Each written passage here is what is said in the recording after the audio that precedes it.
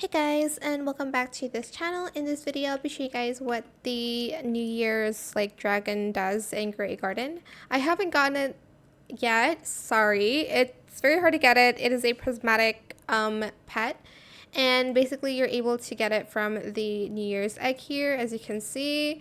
It has a 0.25% chance of hatching. I've gotten this one plenty of times already, so I still have hopes that I might get the New Year's dragon, not sure.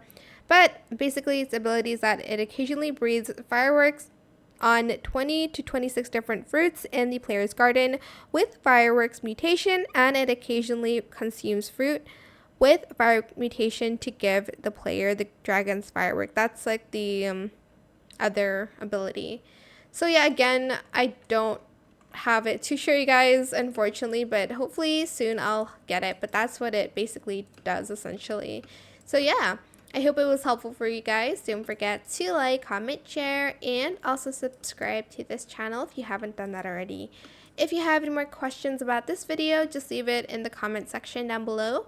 I will try my best to answer them all for you guys. And if you found this video helpful, please click the thanks button as well. That is it for this video. Thank you.